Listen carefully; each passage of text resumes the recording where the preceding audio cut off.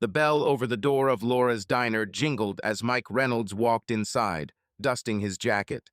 The air smelled of fried eggs, bacon, and freshly brewed coffee. It was a little after 7 a.m., and the small town of Wallachie, Montana, was slowly waking up. Mike had driven up from Seattle the night before, his pickup truck rumbling down the long, empty roads. He'd come to check out an old railroad bridge that the county thought was in danger of collapsing. Mike was tired, his eyes stinging from lack of sleep, but there was work to do. The diner was small, red vinyl couches, a counter with a row of stools, and a jukebox in the corner that looked like it hadn't been turned on in years. Two older men in plaid shirts sat at the counter, discussing the weather, and a waitress moved behind the counter, pouring coffee. She was young, maybe mid-20s, with dark brown hair pulled back into a ponytail and brown eyes that caught the light from the window. Her name tag said Abby. Mike sat in a booth by the door, placing his notebook and pen on the table. He needed coffee to start thinking about bridges. Abby walked over, holding a coffee pot in one hand and a menu in the other. Her apron was clean but faded, and she had a small smile on her face that seemed genuine. "Good morning," she said, placing the menu on the table. "Would you like to start with coffee?" "Yes, black, please," Mike replied, rubbing his neck. His voice was low, still hoarse from the long drive. She poured coffee into a white mug, steam rising as she filled it. "You're not from around here, are you?" she asked, looking at him. Mike looked up, meeting her gaze. Her eyes were warm, curious, not just chattering for the sake of appearances. "No, I'm from Seattle. I'm here for work." Abby nodded, leaning her hip against the table. "We don't get many city people in Wallachie. What kind of work brings you out here in the boondocks?" "I'm an engineer," Mike said, taking a sip of coffee. It was strong, better than he'd expected from a small-town diner.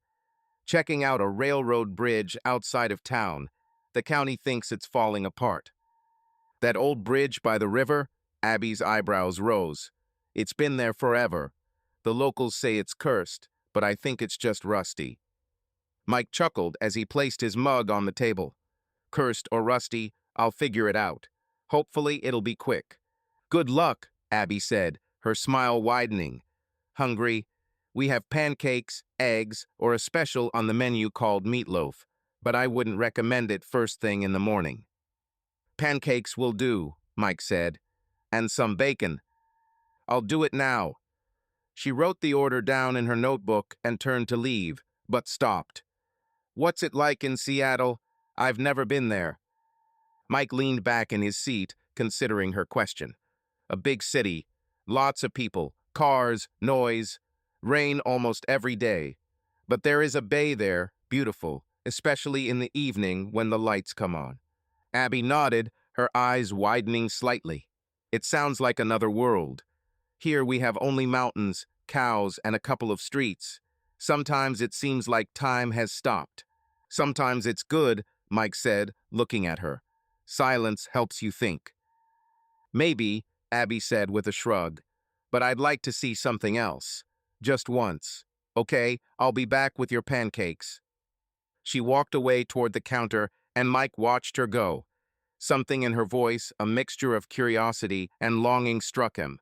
He pulled out his notebook and began flipping through his notes about the bridge, but his mind kept returning to her. The women he'd met in Seattle were different, edgy, busy, with cold smiles. Abby was real. 10 minutes later, she returned with a plate of pancakes and bacon and placed it in front of him. "Here," she said. "With syrup or without?" "With syrup," Mike replied. "Thank you."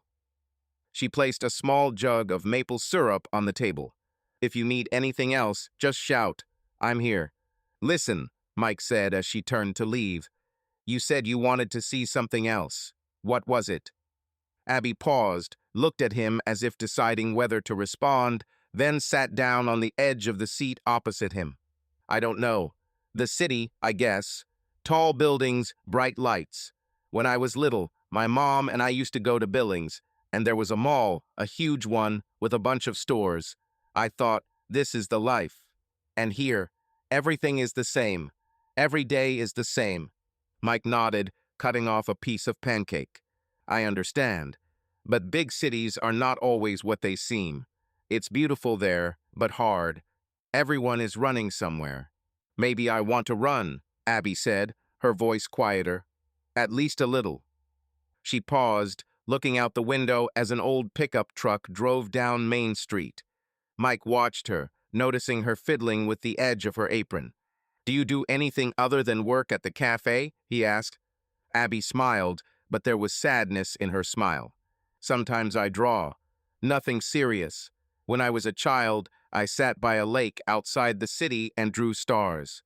They were so bright there, as if someone had scattered lanterns across the sky. I tried to draw them, but I wasn't very good at it. That's cool, Mike said. I used to draw when I was a kid too, but only bridges. My dad was an engineer. He taught me how to draw straight lines. And now you're building real bridges, Abby said, her eyes lighting up. It must be great to see your work become real. Sometimes, Mike said, munching on bacon. But more often it's just stress. Deadlines, inspections, everything. It's still better than spilling coffee forever, Abby said, standing up. Well, I have to work. Enjoy. She left to serve other customers, and Mike ate, thinking about her. He liked her openness, the way she talked about stars and dreams. He rarely met people like that in Seattle. When he finished his coffee, he left a 20 on the table, more than the bill, and wrote on a napkin, "You made me smile." He folded the napkin, put it under his mug, and walked out, heading for the bridge. The next day, Mike returned to the diner. The sun was brighter, and the air smelled of grass. He sat in the same booth again, opened his notebook, but waited for Abby. She appeared a minute later, with the same coffee pot and a smile. You again, she said, pouring him coffee. Have you fixed the bridge yet? I'm just looking around, Mike said. It's not that simple. How about you? Did you draw anything? Abby laughed, shaking her head. No, I was busy yesterday. Mom wanted me to help with the garden, but I saw your note. Thank you. That was nice. I'm glad you liked it, Mike said, feeling warmth in his chest. I wanted to ask, are you really thinking about leaving here? Abby shrugged, her smile growing more serious. Sometimes I think about it. But it's scary. I have my mother here, my work. I don't know if I have enough courage. Courage comes from making a decision, Mike said. I moved from a small town in Washington. It was hard at first, but I got used to it. And you don't regret it? She asked, looking into his eyes. Sometimes I do, Mike admitted. But overall, no. Life is different there. Maybe you should try it. Maybe, Abby said quietly. Okay, do you want pancakes again? Yeah, and bacon, Mike said, smiling. And maybe we can talk some more. If there's no crowd, Abby said with a wink, I'm here until 3. She left, and Mike looked at her, wanting to come back tomorrow. Something about her voice, her laugh made him feel lighter than he had felt in Seattle in years. He knew he would only be in Wallachie for a few days, but he was already thinking about how to make it last. When he finished, Abby brought the check. He left another generous tip, but this time he wrote his phone number on a napkin and the words, "If you decide to see Seattle, call." He left the napkin on the table and walked out, heading for the bridge, but his mind was not on steel and concrete, but on brown eyes, Abby. Abby found the note as she was clearing the table. She read it, smiled, and tucked it into her apron pocket. She had been working all day, pouring coffee and chatting with farmers, but Mike's words had been running through her head. Courage comes from deciding. She didn't know if she would call him, but for the first time in a long time, she felt like she had a chance at something more than Wallachie. Mike Reynolds stood on the riverbank, looking at the old railroad bridge that spanned the murky waters beyond the town of Wallachie. It was early morning, the sun just beginning to break through the clouds, and the air smelled damp and grassy. The bridge looked tired, rusty girders, cracked supports, railings that swayed in the wind. Mike pulled out a notebook and pen, jotting down his first observations. His job was to figure out whether the bridge could be saved or whether it was time to tear it down. He'd arrived in Wallachi 3 days ago, and his thoughts had been split between work and Laura's diner, where Abby Thompson worked. Her face, her brown eyes, her easy smile had crossed his mind more often than he'd like to admit. Mike shook his head, forcing himself to focus. He walked under the bridge, examining the concrete supports that crumbled under his fingers. This wasn't just a job, it was what he did best. Building, fixing, making things hold up. Mike sat down on a rock, looking out at the river. He had accomplished a lot in his 40s. He had designed skyscrapers in Seattle, bridges across bays, buildings that could withstand earthquakes. But the higher he climbed, the more he felt the emptiness. In Seattle, he had an apartment overlooking Puget Sound, but there was no warmth. Friends were a thing of the past. Women came and went, and family. His father had died 10 years ago. His mother had moved to Florida and called once a year. Mike remembered the words of his father, an engineer like him. Build strong, son. If the foundation is weak, everything will collapse. He carried those words with him like an instruction manual for life. But now, standing by the bridge, he wasn't just thinking about work. Abby, her voice, her story about the stars over the lake, it all stuck with him. She was different, not like the women in Seattle who talked about careers or trendy bars. Abby had dreams, but she didn't know how to make a move. Mike understood that feeling. He'd once left a small town in Washington, leaving everything familiar for Seattle. It had been scary, but he'd done it. Maybe she could too. He jotted down a few more notes, then stood up, brushing off his jeans. He was supposed to finish the inspection today and leave tomorrow. But the thought of leaving without seeing Abby again seemed wrong. Mike stuffed the notebook into his jacket pocket and walked to his truck, which was parked along the road. He decided to stop at a diner before heading back to the motel. It was quiet at Laura's diner. Abby was finishing her shift, wiping down the counter with a damp rag. It had been a quiet day, a couple of farmers, a truck driver, and old lady Marge coming in for pie. Abby had worked there since she was 18, and every day was the same. Coffee, smiles, change in the tip jar. She was 25, but sometimes it felt like 50. Wallachi was her home, but it was also her cage. She pulled out a pad and pencil from under the counter. It was her habit to draw when no one was looking. Today, she drew the mountains she saw from her window at home, and the skyscraper she imagined while listening to Mike talk about Seattle. The building was tall, with large windows overlooking the city. Abby had never seen a house like that, but she liked imagining them. She wanted to live in a place where everything was moving, where every day was something new. The door clinked and Abby quickly closed her notebook, shoving it under the counter. Mike walked in, wearing the same dark jacket, a light stubble on his cheeks. His hair was slightly tousled by the wind, and he held a notebook similar to hers. "Hello," he said, sitting down at the counter. "Is it too late for coffee?" Abby smiled, feeling her heart beat a little faster. "It's never too late for coffee." "Black, as usual?" "Yeah," Mike nodded, looking at her. "And maybe a piece of pie, if you have any." "Apple or cherry?" Abby asked, pulling out a mug. "Apple," Mike said. "How's your day?" Abby poured coffee and placed the mug in front of him. The usual. Spilling coffee, chatting with farmers. "And yours? How's the bridge?" "The bridge is old," Mike said, taking a sip. "The beams are rusty, the supports are cracking. I'll finish inspecting it tomorrow, but it looks like it's easier to tear down than to fix." "That's too bad," Abby said, cutting a piece of apple pie. "It's always been there. Mom says her grandfather rode the train there." "Sometimes the old has to be replaced," Mike said, looking at her. "Otherwise it will collapse and take everyone with it." Abby placed the plate of pie in front of him, thinking, "You're probably right. But everything in Wallachi is old, and no one wants to change anything." "Do you want some?" Mike asked, cutting off a piece of pie. "You were talking about the city yesterday. Are you serious?" Abby hesitated, fiddling with the edge of her apron. "I don't know. Sometimes I think I want to leave, see the world. But these are all dreams. I have a mother, a job. Where would I go?"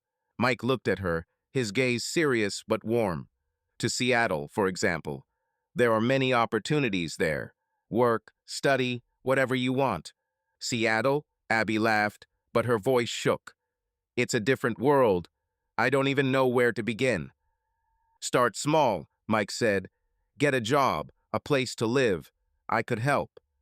Abby looked at him, her eyes widening. Are you serious? Why are you offering me this? Mike shrugged, but his smile was soft. Because I like you, Abby. You're different. You have dreams, and I can see that you can achieve them. She looked away, feeling her cheeks grow hot. It's nice, but I don't know. Mom will be against it. She wants me to stay here, to help her. What do you want? Mike asked, looking into her eyes. Abby was silent, her fingers frozen on her apron. She wanted to say she wanted to leave, but fear clenched her throat. Wallachie was safe, familiar. Seattle was vast and unknown. But looking at Mike, she sensed he was more than just saying that. He believed in her. I'll think about it, she said finally, but it's not that simple.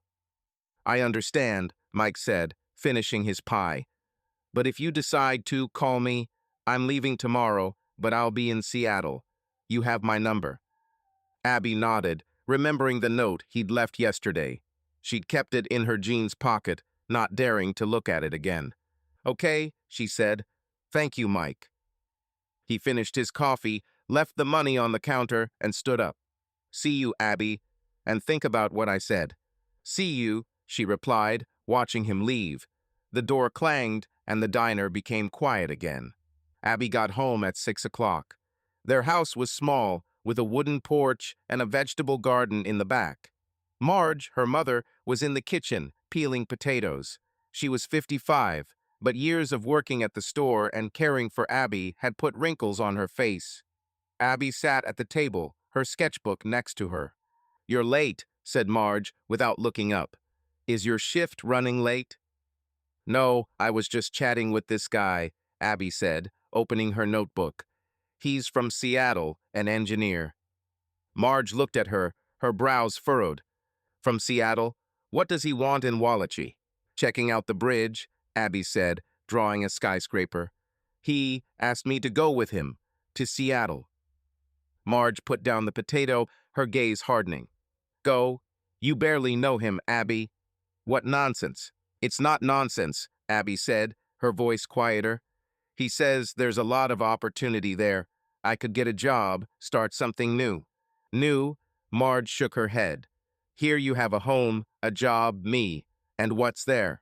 A city where no one knows you. People like that engineer of yours come, promise mountains, and then leave. He's not like that, Abby said, but her voice wavered. He's kind, and he believes I can do more. Marge sighed, wiping her hands on her apron. You're my daughter, Abby. I want you to be happy. But Wallachie is your home. Don't trust the first guy you meet who waves city lights. Abby nodded, but her mind was elsewhere. She was staring at the drawing of the skyscraper, imagining herself standing on the roof, looking out at the lights of Seattle. Marge went back to her potatoes, and Abby pulled Mike's note from her pocket. His phone number, the words, if you ever decide to see Seattle, call. She clutched the paper in her hand, feeling fear warring with desire. The next morning, Mike finished inspecting the bridge. He stood by his truck, jotting down his final notes. The bridge was in bad shape. It would cost more to repair than to build a new one. He would file a report with the county and leave. But before he did, he wanted to see Abby one more time. The diner was busy. It was Friday morning, and farmers were stopping in before the market. Abby was running between tables, carrying plates. She smiled when she saw Mike, but her eyes were tired. Last coffee before you leave? She asked, placing the mug in front of him. Yeah, Mike said. I'm done with the bridge. I'm leaving today. Abby nodded, her smile fading. And what about it? Will they demolish it? Probably, Mike said. He's served his time. What about you? Have you thought about what I said? Abby looked at him, her fingers tightening around the coffee pot. I thought about it. Mom is against it. She says I'll be stupid if I go. What do you think? Mike asked, looking into her eyes. She was silent, then put the coffee pot on the counter. I'm scared, Mike, but I want to try. I'm tired of this town. Mike nodded, took a business card and a pen out of his pocket, wrote down his address in Seattle, and handed it to her. If you decide, come, I'll help with housing, with work. I won't let you down, Abby. She took the business card, her fingers shaking. Thank you. I'll call. Okay, Mike said, standing up. Good luck, Abby. You deserve better than this town. He left the money on the counter and walked out. Abby watched him go, clutching her business card. She knew this was her chance, and despite her fear, her heart was drawn to him. That night, Abby sat on the porch, looking at the stars. Marge was asleep. The house was quiet. She pulled out her notebook and drew another skyscraper, but this time there was a figure next to it, a man in a jacket who looked like Mike. Abby closed the notebook, clutched the business card, and made a decision. She was going to Seattle, not for Mike, but for herself. Abby Thompson stood at the bus window, watching the Montana mountains give way to the plains, and then the high rises of Seattle. It was morning, rain pounding the windows, and the city greeted her with noise. Honking cars, crunching tires, people hurrying along the sidewalks. She clutched the handle of her suitcase, the old one with the frayed strap that had been with her all the way from Wallachie. Her heart was pounding with excitement, with fear, with hope. She had come to Seattle, taking a step she had dreamed about for months. Mike Reynolds was waiting for her at the station, wearing a dark jacket and a small smile. His hair was damp from the rain, and he was holding an umbrella. Abby saw him through the crowd and felt relief. He was her anchor in this huge city. Hi, Mike said as he walked over. Welcome to Seattle. Hi, Abby replied, her voice shaking. It's a lot. Mike laughed as he took her suitcase. You'll get used to it. Let's go, my car is not far away. They went outside, where the rain had gotten heavier. Mike opened his umbrella, shielding her, and led her to his truck. Abby looked at the building's glass, tall, with flashing signs. People walked quickly, not looking at each other, and she felt small in the chaos. How's the road? Mike asked, opening the car door. It's been a long one, Abby said, sitting up. I slept half the way, but I'm still tired. You'll have a rest at my place, Mike said, starting the engine. I rented an apartment downtown. There's a couch there until we find something of your own.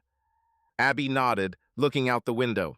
Thank you for everything. I still can't believe I'm here. You did it, Abby, Mike said, looking down the road. That's the first step. It gets easier from here.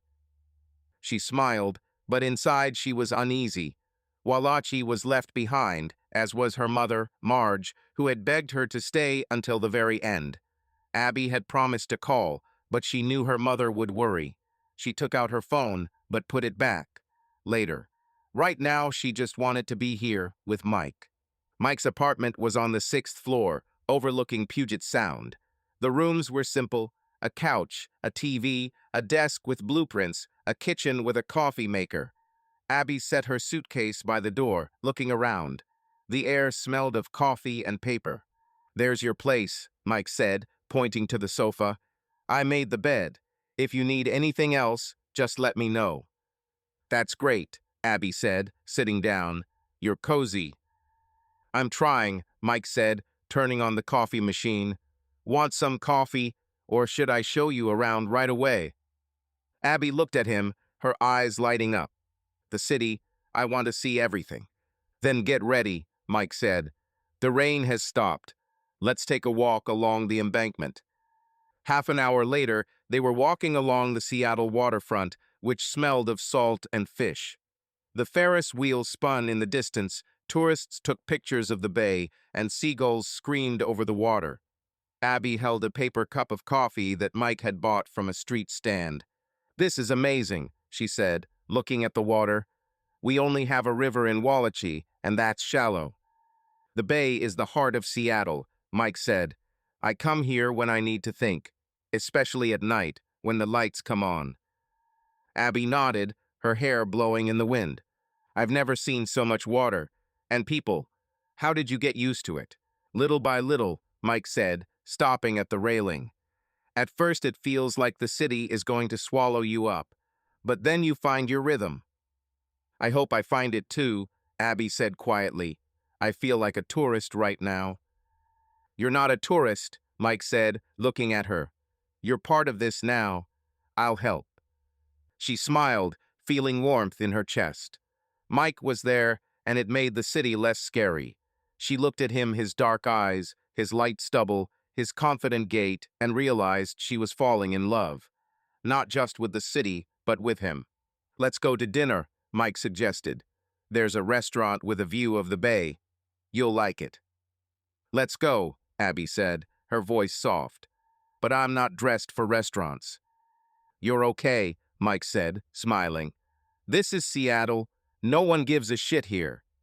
The restaurant was on the top floor of a building, with floor-to-ceiling windows. The waiter showed them to a table by the window, overlooking the bay and the city lights. Abby sat there, holding the menu, feeling out of place. In Wallachie, she'd eaten at a diner or at home, and this was too urban. What will you have? Mike asked, looking at the menu. I don't know, Abby said, her cheeks flushing. It's all so complicated. What is it? Fish with sauce, Mike said, grinning. Try the salmon. It's fresh. Okay, Abby agreed. And you? Steak, he said. And wine. Will red do? I don't drink wine, Abby said. I drink water. No problem, Mike said, giving the waiter his order. They ate, chatting about small things. Mike told her about his job, designing a skyscraper for a company downtown, and it was a big project with a lot of problems. Abby listened, admiring his confidence. She told her about her mother, about how they planted potatoes in the garden, and Mike laughed, listening to her. Do you miss Wallachie? He asked when dessert, chocolate cake, arrived. A little, Abby admitted, looking out the window. It's all familiar, but here, I don't know where I belong. You'll find him, Mike said, his voice firm. Give yourself time. Abby nodded, but doubt grew inside her. The city was beautiful, but it was foreign. She wanted to be a part of Mike's world, but she was afraid she couldn't cope. A week later, Abby began to find herself in Seattle. Mike helped her find an ad for a drawing class at a local community college, and she signed up, hoping it would give her purpose. The class was held in a large classroom that smelled of paint and paper. The students, young, confident, talking about galleries and exhibitions, intimidated her. Abby sat in a corner, drawing buildings, but her work seemed childish. After the third class, she left and never returned. She didn't tell Mike, afraid to disappoint him. Mike, meanwhile, was drowning in work. His skyscraper project required meetings, drawings, phone calls.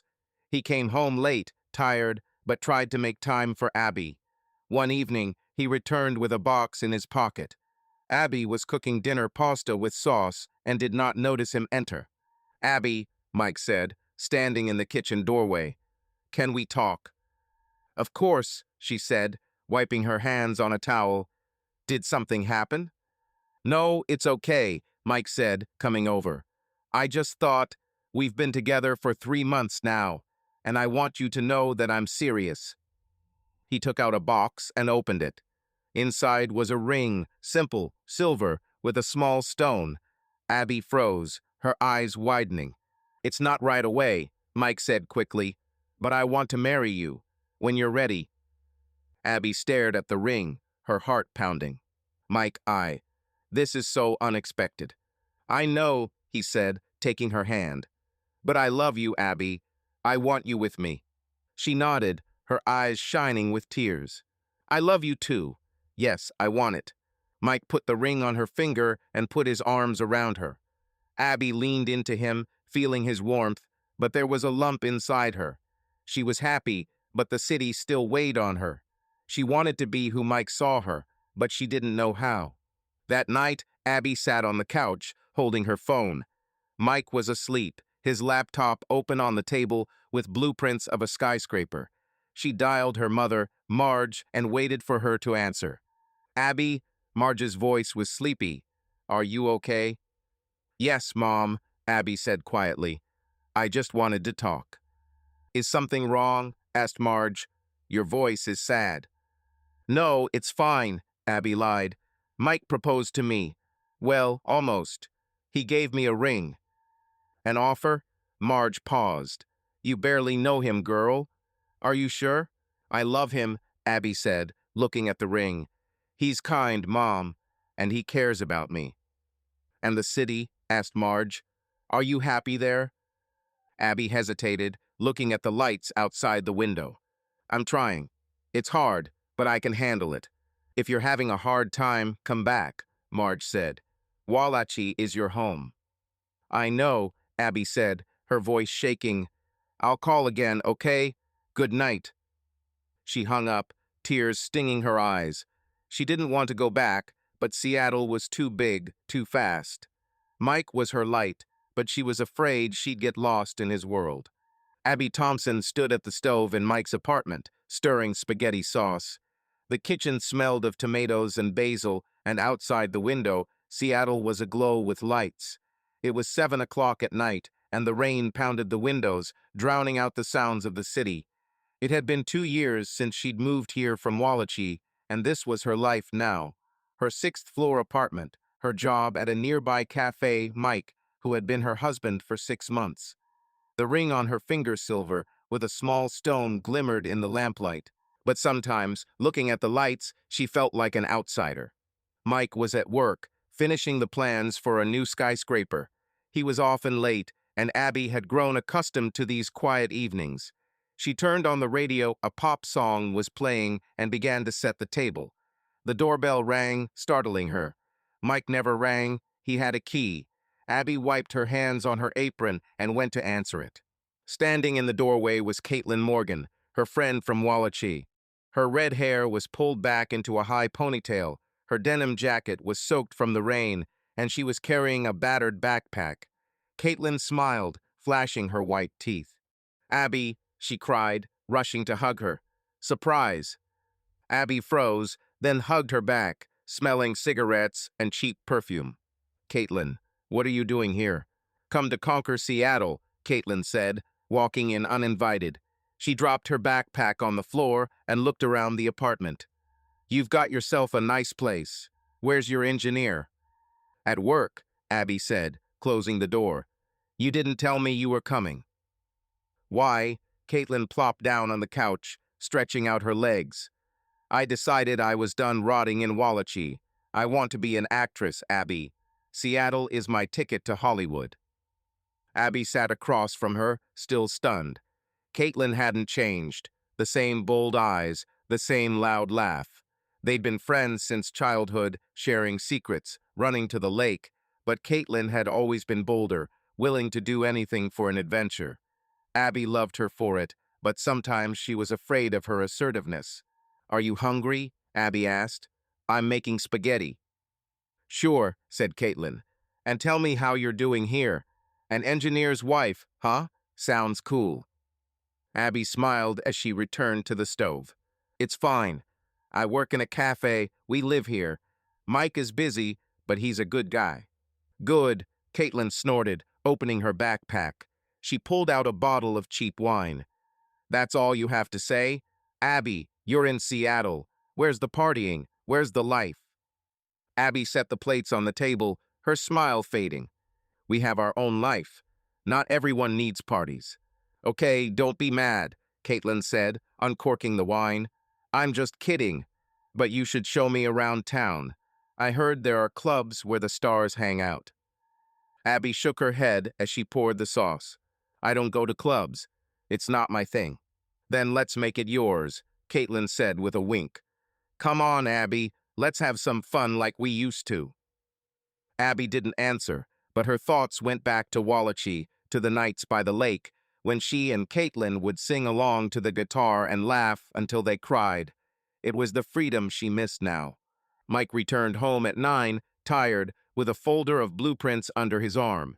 He frowned when he saw Caitlin, but quickly hid his irritation.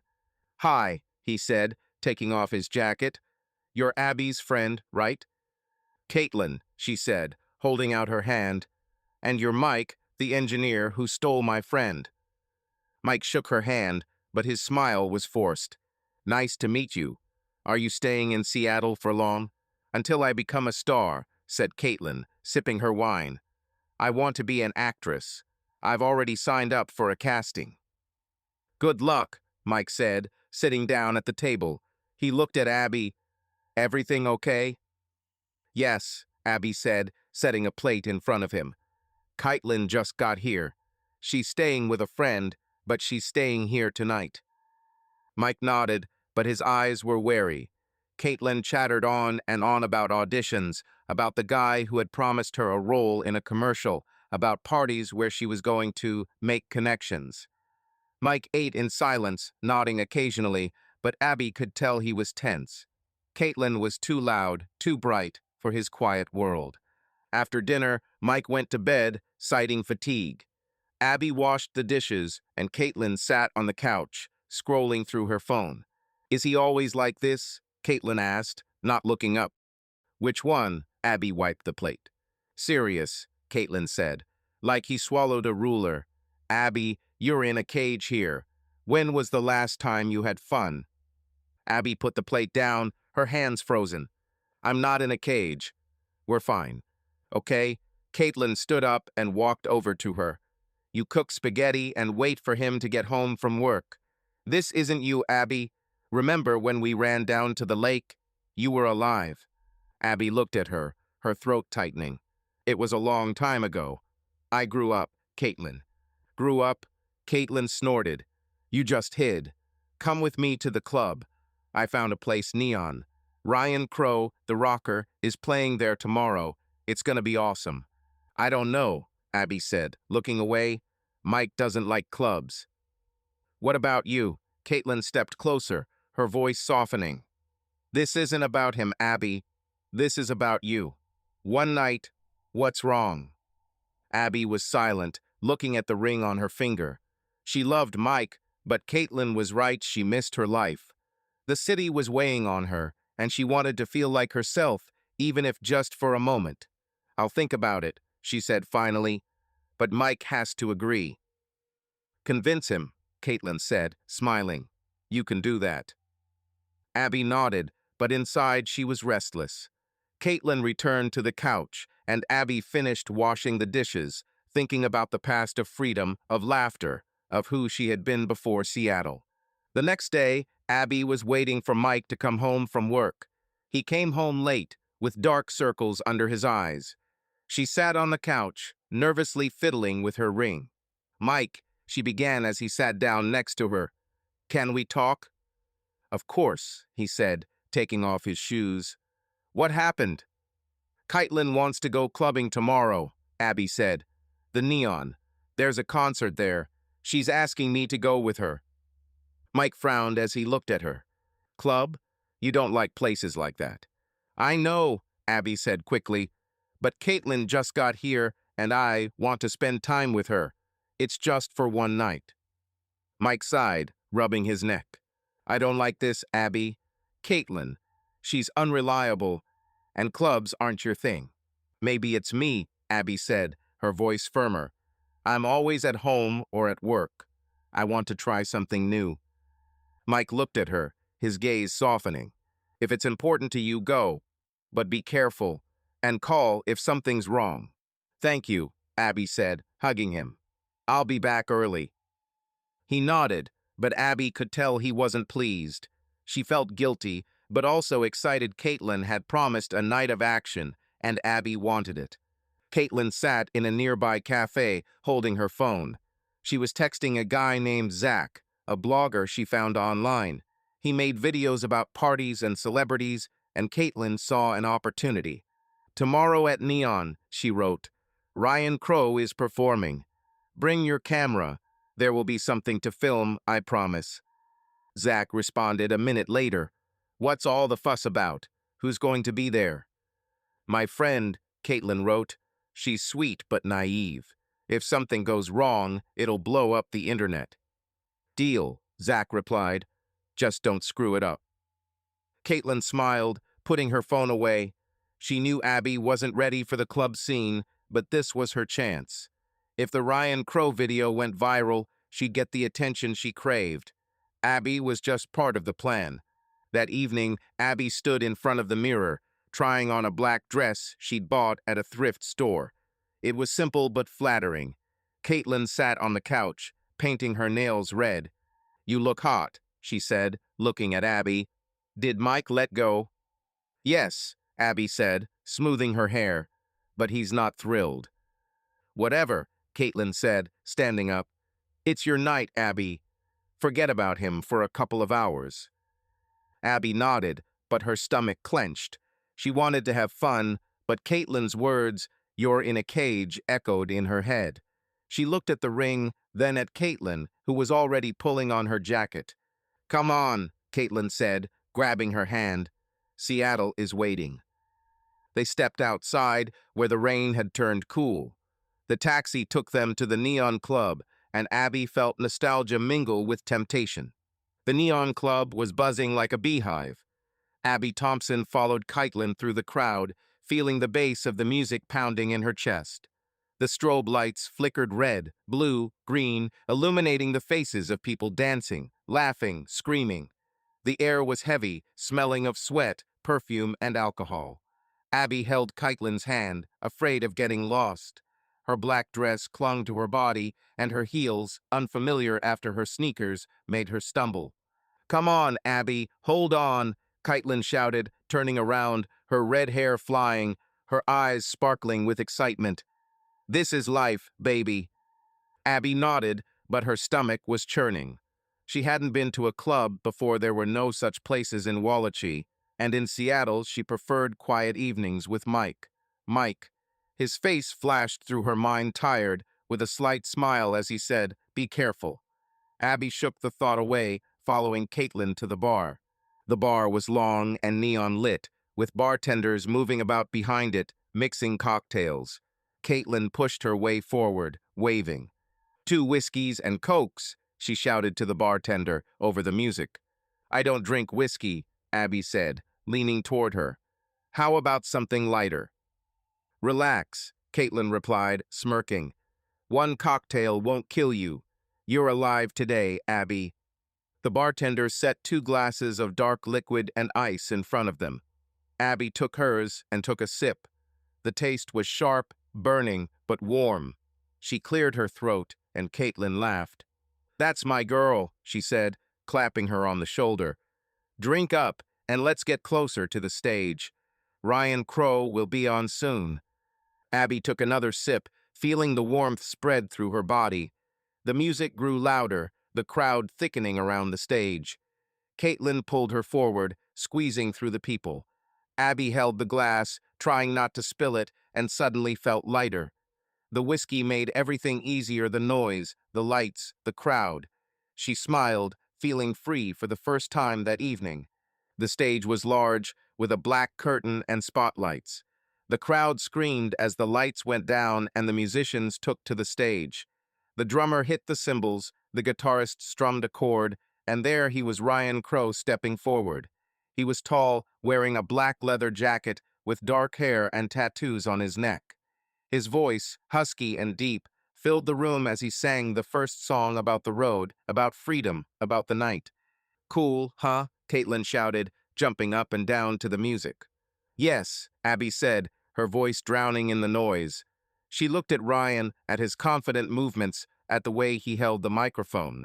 He wasn't just a singer, he was energy, and it captured her. Caitlin poured her another whiskey from a flask she pulled out of her pocket. Abby drank without thinking, her body moving to the rhythm of the music. She forgot about Mike, about the apartment, about her job at the cafe. Here in Neon, she was different, young, alive, free. The concert lasted an hour. Ryan sang, joked with the crowd, threw bottles of water into the audience. Abby screamed along with the others, her voice hoarse. When he finished, the crowd called him for an encore, and he returned, singing a slow song. Abby closed her eyes, swaying, feeling the music envelop her. Caitlin wrapped her arms around her, laughing. "I told you it would be awesome," she shouted. Abby nodded, her cheeks flushed. She was happy for the first time in a long time. But as the lights came up and the crowd began to disperse, Caitlin grabbed her hand. "Let's go backstage," she said, her eyes shining. "I have a friend who will take us." Backstage, Abby frowned, her head spinning from the whiskey. "How?" "Don't ask, just go." Caitlin pulled her towards the side exit, where a security guard in a black t-shirt stood. "Names," he muttered, looking at the list. "Caitlin Morgan and Abby Thompson," Caitlin said, smiling. "We're from Zach." The guard nodded, letting them through. Abby stumbled, but Caitlin caught her. They walked down a narrow hallway that smelled of cigarettes and beer. Abby felt out of place, but Caitlin was confident, like she knew what she was doing. "Where are we going?" Abby asked, her voice shaking. "Ryan," Caitlin said with a wink.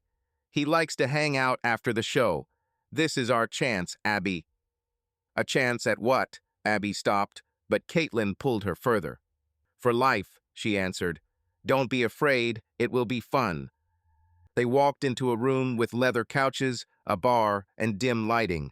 A few people, musicians, girls in short dresses, a guy with a camera, were chatting and drinking.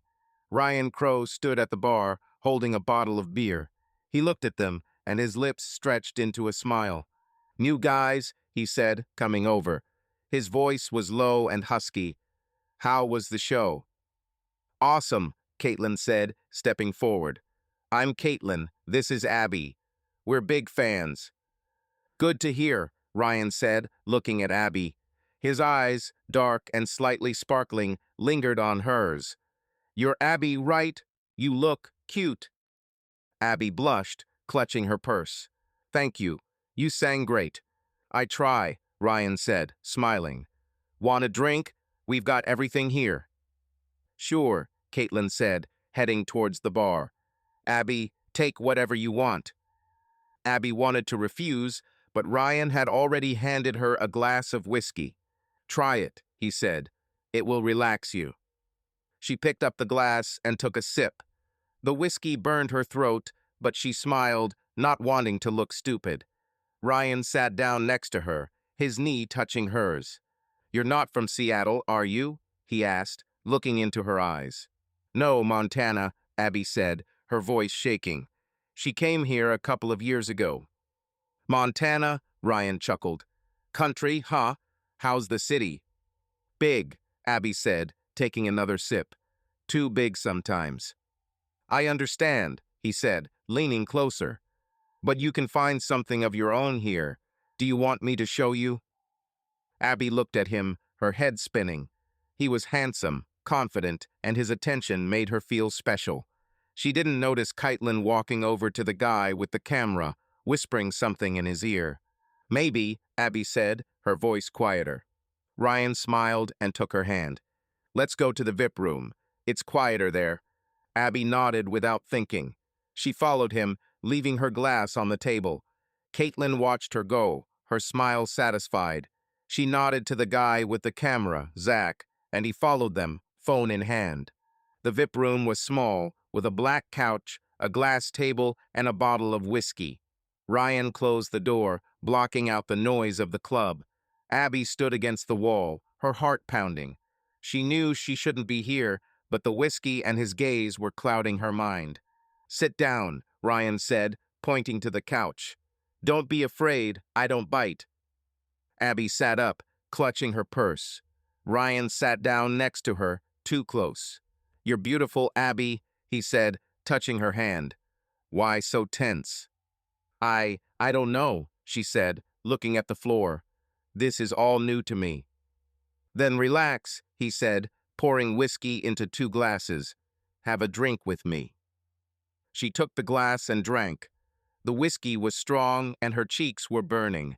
Ryan moved closer, his hand on her waist. "I like you," he said, his voice low. "Want to have some fun?" Abby looked at him, her mind racing. She remembered Mike, his ring on her finger, but it all seemed distant. Ryan leaned down and their lips met. The kiss was quick, hot, and whiskey-flavored. Abby responded, her hands brushing his shoulders. Everything spun his arms, her breath, the couch beneath them.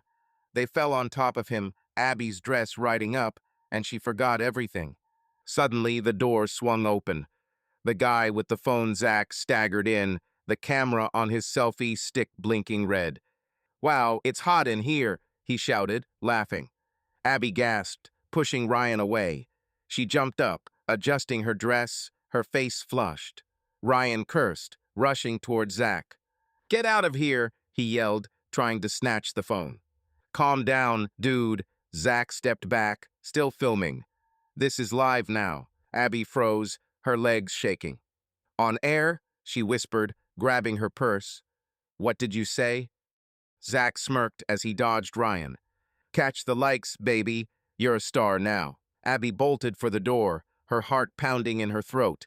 She ran down the hall, pushing through people and out into the main hall. The crowd was still buzzing, the music was still playing, but to her it was all a blur. She looked for Caitlin, but she was nowhere to be found. "Caitlin," Abby called, her voice drowned out by the noise. She pulled out her phone and dialed her number. Beeps, silence. Abby ran outside, the cold air hitting her face. The rain had started again, soaking her dress. She stood at the door, shivering, her eyes filling with tears. What had she done? Mike, the ring, their lives, all shattered in one night. She remembered Caitlin's words, "This is your night." But Caitlin was gone, leaving her alone. "I'm sorry," Abby whispered, looking at the ring. She knew the video was already online, and horror gripped her chest. She walked toward the taxi without looking back, feeling the world crumble. Mike Reynolds' apartment was quiet, save for the ticking of the clock on the wall and the sound of rain outside. It was 2 in the morning, and Mike was sitting at the kitchen table, staring at his laptop. His eyes were red from exhaustion. He'd been working on skyscraper blueprints until midnight, when he'd been distracted by his phone. A text from his coworker Dan had arrived an hour ago. "Dude, is this your Abby? Seriously." The link led to a video uploaded to social media. Mike didn't want to open it, but his fingers clicked on their own. On the screen was Abby, his Abby, in a black dress, her hair disheveled, on a couch in some room. Next to her was Ryan Crow, a rocker with tattoos, his hand on her waist. They were kissing, her arms around his neck, her dress riding up. The camera was shaking, the guy filming was laughing, and then Ryan was standing up, yelling, "Get out of here!" The video cut out, but the comments underneath, "Who is this chick?" "I feel sorry for her husband," kept climbing. Mike closed his laptop, his hands shaking. Anger and pain were squeezing his chest like a vice. He stood up, paced the kitchen, clenched his fists so tightly his nails dug into his palms. Abby, his wife, the woman he had built this life for, had betrayed him. On camera, in front of everyone. He remembered her smile, her ring, their evenings at dinner. It all felt like a lie. The apartment door creaked. Abby staggered in, her dress wrinkled, her hair wet from the rain. She froze when she saw Mike. His face was stony, his eyes cold as ice. "Mike," she whispered, her voice breaking, You're home."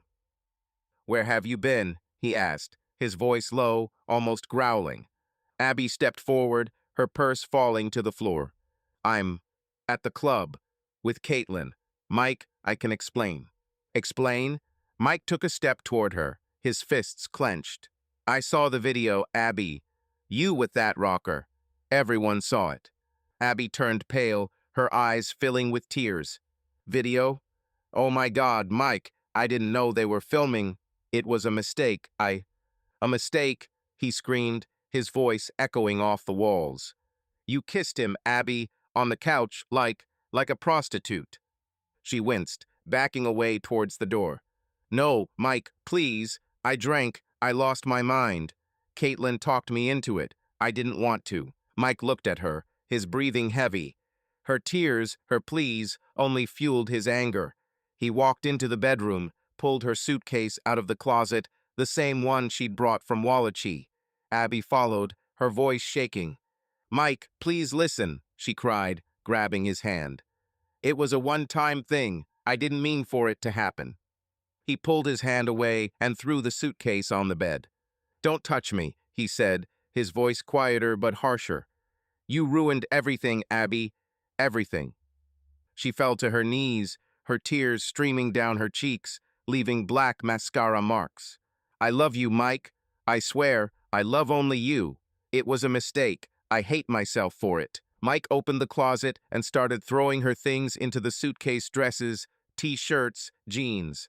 His hands moved quickly as if he wanted to erase her from his life. Do you love me? He said, not looking at her. This is not love. This is betrayal. Abby crawled towards him, clinging to his pants. Mike, please, give me a chance. I'll do everything to fix it. I can't live without you. He pushed her away, his face twisted in pain. A chance? You got it when I took you from that hole, and now you spat in my face. Abby was sobbing, her hands shaking as she grabbed his legs. I didn't want to. Caitlin. She talked me into it. I was drunk. I wasn't thinking. Mike, hit me, scream, but don't throw me out. Mike froze, looking down at her.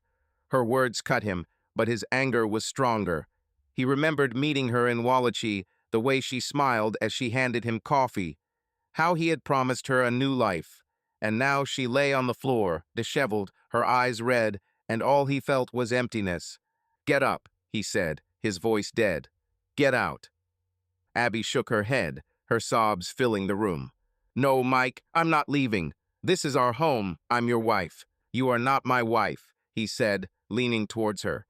You are nothing to me. He grabbed her by the shoulders, yanking her off the floor. Abby staggered, her tears splashing onto his shirt. She clung to him, her fingers digging into the fabric. Mike, I'll die without you, she cried, her voice hoarse. You're everything to me. I'm a fool, but I love you. Mike pushed her towards the door, his fingers squeezing her wrists. Enough, Abby.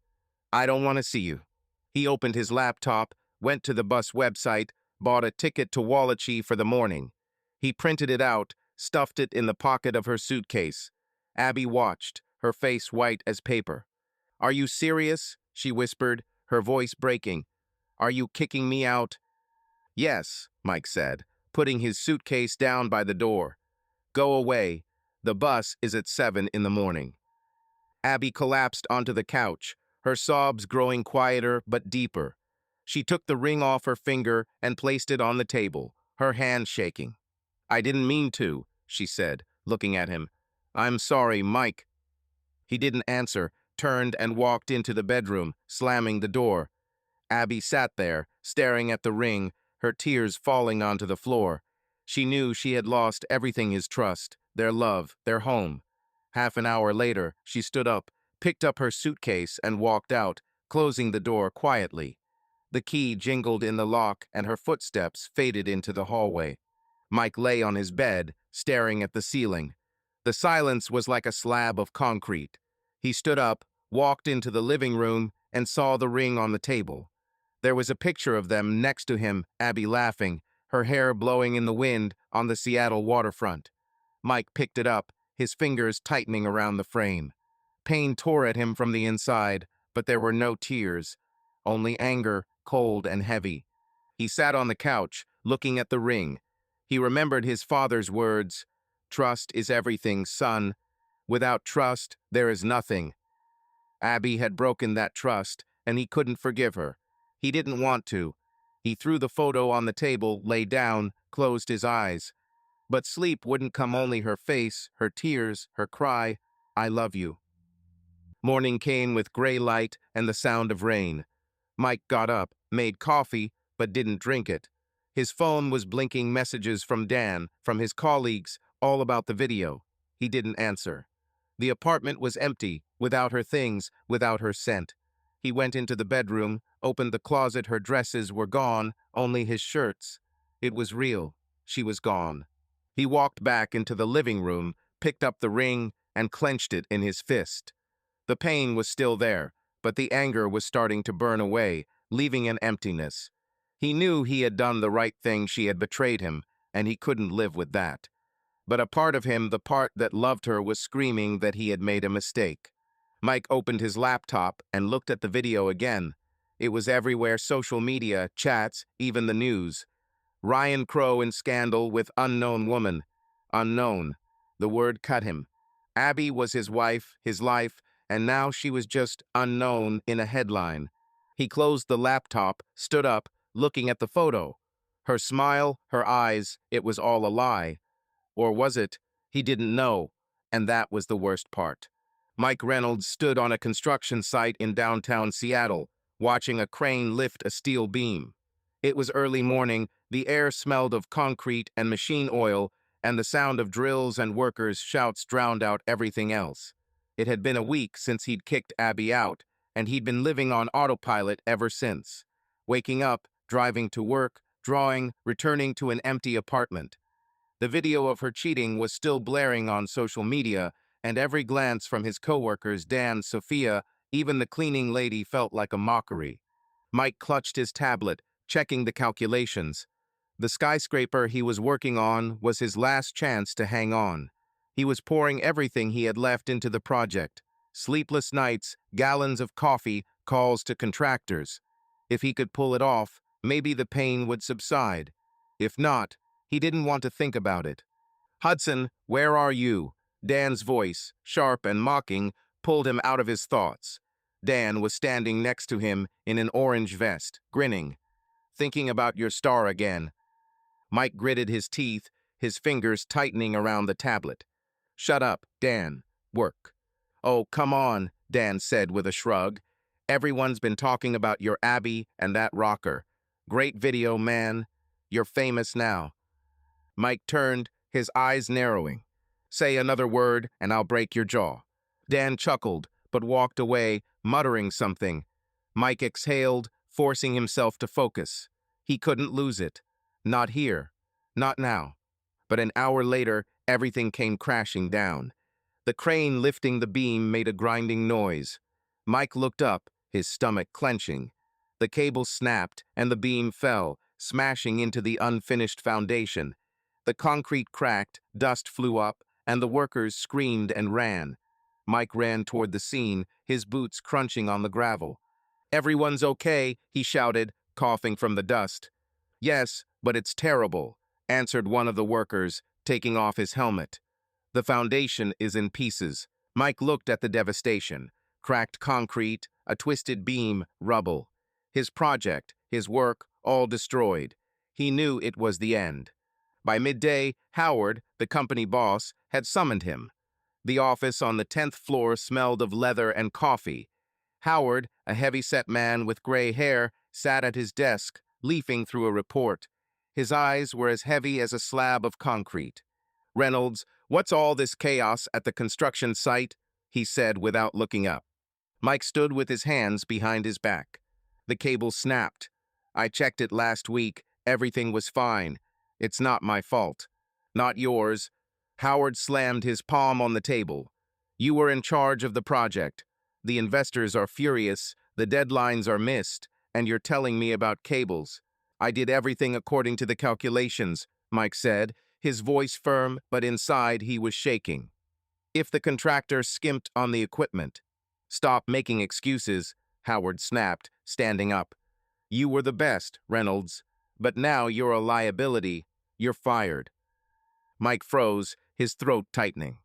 "Fired? After 10 years of work?" "Yeah," Howard said, pointing at the door. "Grab your stuff and get out. Don't expect any recommendations." Mike nodded, his face set in stone. He walked out, feeling the floor shift beneath his feet. His work was his fortress, his pride. Without it, he was nothing. He gathered up his drawings, his pens, his laptop, ignoring the looks from his colleagues. Dan watched from the corner, smirking, but Mike didn't give him a chance to speak. He left, slamming the door. Late in the afternoon, Mike sat in the Rusty Anchor, an old waterfront bar. It smelled of beer and cigarettes and damp. He ordered a double, then another. The glass was cold in his hand, but the alcohol burned his throat, numbing the pain. Abby, the video, the accident, the firing, all mixed up in his head like dirty water. He drank, staring into space, until the bar began to blur. "One more," he said to the bartender, a bald man with an anchor tattoo on his neck. "Maybe that's enough, buddy," the bartender said, wiping down the counter. "You're on your fifth." "Pour it," Mike muttered, throwing a bill on the counter. The bartender shrugged and poured. Mike drank, feeling the whiskey settle in his stomach. He wanted to forget her face, her tears, her betrayal. But every sip only made the pain sharper. "Hudson, is that you?" Dan's voice, drunk and venomous, cut through his ears. Mike turned. Dan was standing at the bar, beer in hand, his eyes shining. "You look like shit. Is this about Abby or about work?" Mike squeezed the glass, his fingers turning white. "Get lost, Dan." "Oh, come on," Dan said, sitting down next to her. "Everyone knows you got kicked out. And about the video, too. Your wife had a blast, huh? With Crow on camera. Are you proud?" Mike stood up, his chair creaking. "Shut up," he said, his voice shaking with anger. "So what?" Dan leaned closer, his breath smelling of beer. "You're a nobody now, Hudson. Your wife is a woman of easy virtue. Your job is a mess. Maybe you'll become a janitor." Mike rushed forward. "Go ahead, hit me," he shouted, standing up. "You won't get anything back anyway." "Enough, idiots. The police are coming." Mike didn't hear. But someone's hand, strong, in uniform, yanked him back. Handcuffs snapped on his wrists, and he was dragged toward the exit. Dan was left on the floor, holding his face, grinning. "Good luck, Hudson," he shouted at last. Mike woke up in a cell, his head pounding. The concrete floor was cold, the bars smelled of rust. He sat up, rubbing his face. The hangover was hammering, and the shame was worse. He had lost Abby, his job, and now his freedom. Everything he had built was gone. "Reynolds, the bail's been paid," the guard said, opening the door. "Come out." Mike stood up, staggered, and followed him to the door. Outside, standing by an old pickup truck, was Sophia, his fellow engineer. Her dark hair was disheveled, her coat buttoned crookedly, as if she had run here. Her eyes, green and worried, looked at him. "Mike," she said quietly, coming over, "are you okay?" "Did you post bail?" he asked, his voice hoarse. "Why?" "Because you shouldn't be here," Sophia said, pressing her lips together. "I heard about the accident, about getting fired, and then Dan bragged about you beating him up." "He deserved it," Mike said, spitting on the asphalt. "Maybe," Sophia said, opening the door of the pickup. "But you're better than this. Get in, I'll take you home." Mike sat up, his hands in his lap. Sophia started the engine, and the car moved off. Rain pounded the windshield, and he looked out the window, feeling the shame in his throat. "Why are you doing this?" he asked, not looking at her. "I'm nothing to you." "You're not nobody," Sophia said, her voice firm. "You're the best engineer I know, and you shouldn't ruin yourself." Mike chuckled, his eyes empty. "The best? I lost everything, Sophia. Abby, my job, and now this." "Not everything," she said, looking at the road. "You have yourself, and I want to help. Let's start our own business, Mike. I have savings, you have talent. We can do it." "Your business?" Mike shook his head. "Are you kidding? I'm an idiot." "You're not an idiot," Sophia said, her voice sharpening. "You just fell. Get up, Mike. I believe in you." He looked at her face, her determination. Something in her words caught his attention, but he was too broken to respond. The bus pulled up on the dusty Wallachi Road, and Abby Thompson got out, dragging an old suitcase behind her.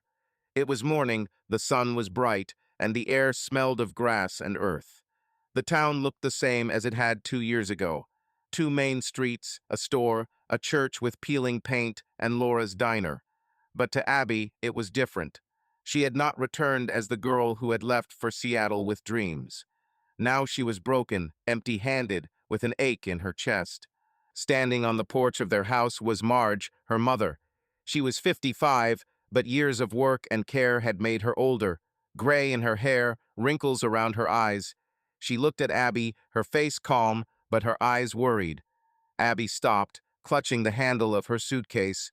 She was afraid of words, of questions, but Marge simply stepped forward and hugged her. "You're home, girl," Marge said, her voice quiet. "Let's go inside." Abby nodded, her throat tight. She walked into a house that smelled of herbal tea and freshly baked bread. Everything was in its place. The old couch, the table with its worn tablecloth, the photographs on the shelf. She set her suitcase by the door and sat at the table. Marge poured tea and placed a mug in front of her. "Are you hungry?" asked Marge, sitting down opposite. "No," Abby said, looking into her mug. I'm fine." Marge looked at her, her hands folded on the table. "Not okay. What happened, Abby? Why did you come back?" Abby was silent, her fingers tightening around her mug. She didn't want to talk about the video, about Ryan Crow, about Mike throwing her out. But Marge was waiting, and the silence became unbearable. "I messed up, Mom," Abby said, her voice breaking. "I betrayed Mike, and he kicked me out." Marge sighed, her face unchanged. "How betrayed?" Abby looked up, her cheeks flushed. "I went to a club with Caitlin. There was a guy there, a singer. I had a drink, and it was caught on video. Mike saw it. He didn't forgive me." Marge nodded, her gaze heavy. "And you think you deserve this?" "Yes," Abby whispered, her eyes filling with tears. "I ruined our lives." Marge extended her hand and squeezed her palm. "You made a mistake, girl, but you're home. We'll get through this." Abby sobbed, clinging to her mother's hand. She wanted to believe that everything would be okay, but the pain was too much. Marge stood up, put the kettle back on, and said nothing more. Abby looked at her back, feeling the house hugging her, but not saving her. 2 days later, Abby returned to Laura's diner. Her old uniform apron and name tag was still in the closet, and Laura, the owner, had taken it back without question. Abby stood behind the counter, pouring coffee for the farmers, smiling like she used to. But the smile was empty. Every time the bell rang over the door, she flinched, afraid to see anyone who knew about the video. Wallachi was small, and word spread quickly, but no one had asked yet. She hoped it would stay that way. "Abby, 2 coffees for table 4, Laura called from the kitchen. "Right now," Abby said, pouring coffee into the mugs. She carried them away, trying not to make eye contact with the customers. Back at the counter, she pulled out a pad of paper and began to draw mountains, like when she was a child.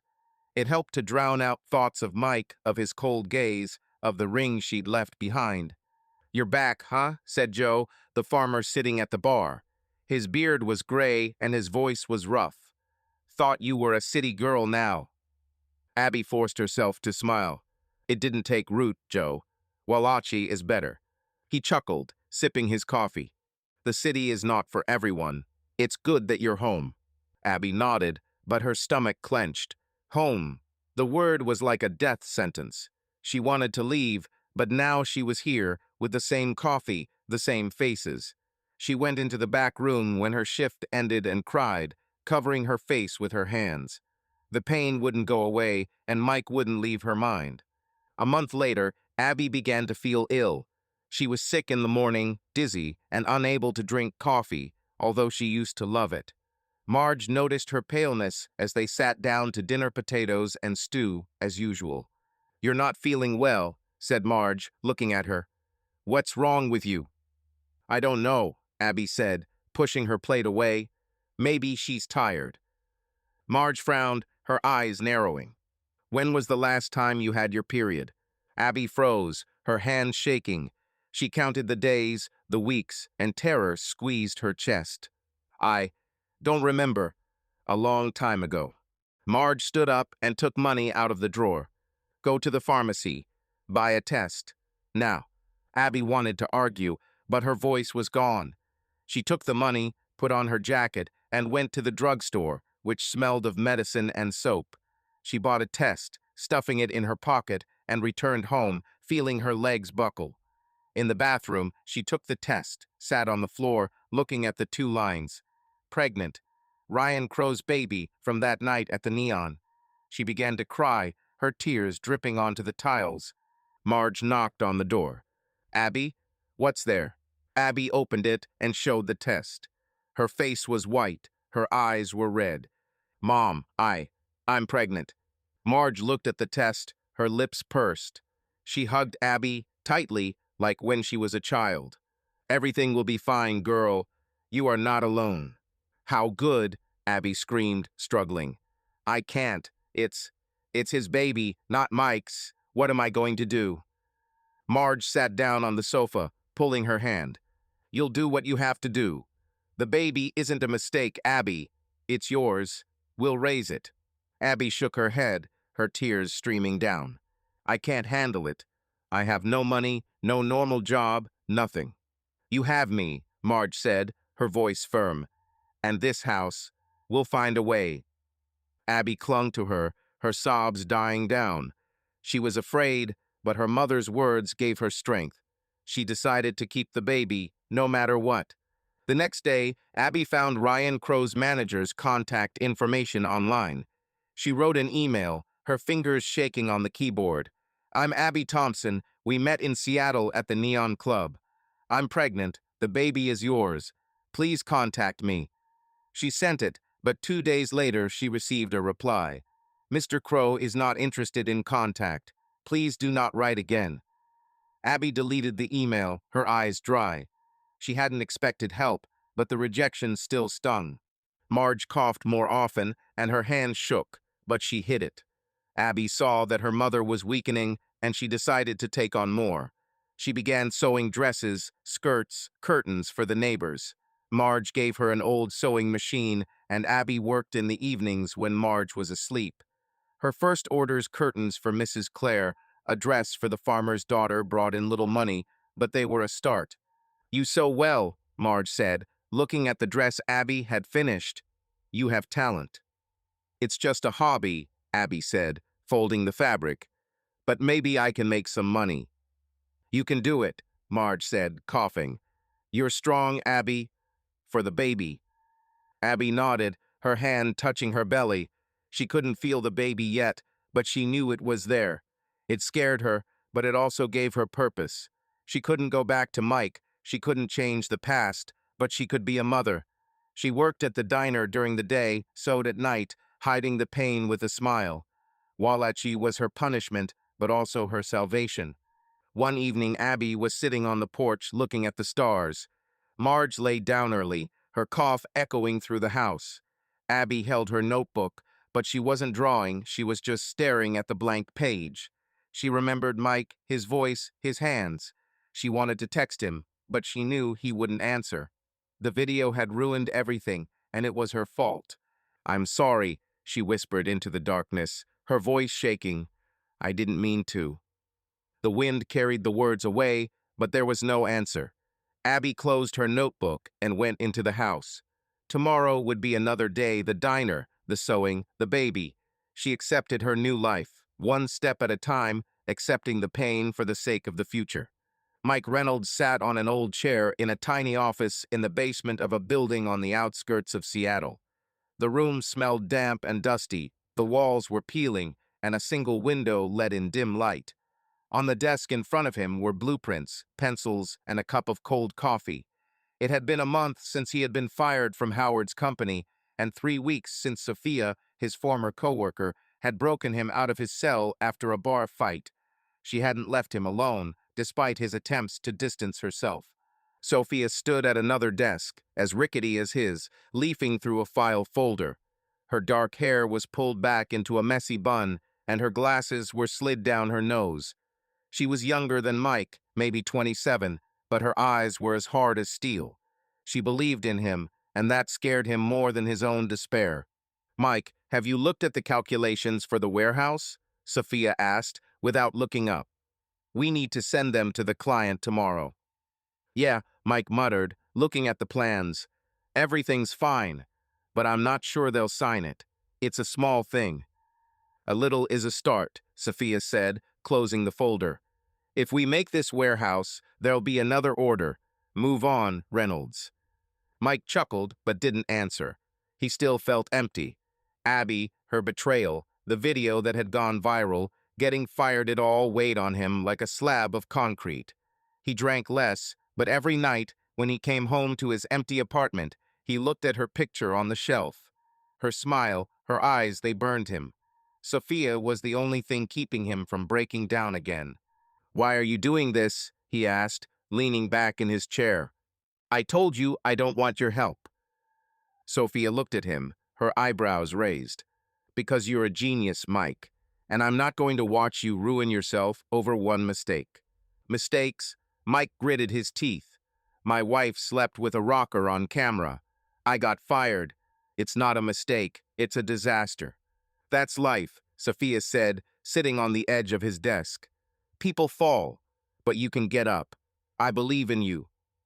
Mike looked away, his fingers tightening on his pencil. Her words were simple, but they tugged at something inside. He didn't want to believe her, but Sophia wouldn't let him drown. She'd found this office, cheap and with a leaky roof, paid the first month's rent with her savings, and registered their firm, Reynolds Construction.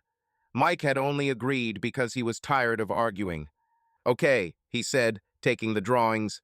I'll finish these calculations today. But if the client refuses, don't blame me. He won't refuse, Sophia said, smiling. We'll make this warehouse the best in Seattle. Mike shook his head, but the corners of his lips twitched. He began to draw, his hand moving across the paper, tracing lines. The work was as familiar as breathing. It didn't stop the pain, but it gave him purpose. He drew until he heard Sophia open the door. I'm going to get coffee, she said, putting on her jacket. Should I bring you some? Black, no sugar, Mike said without looking up.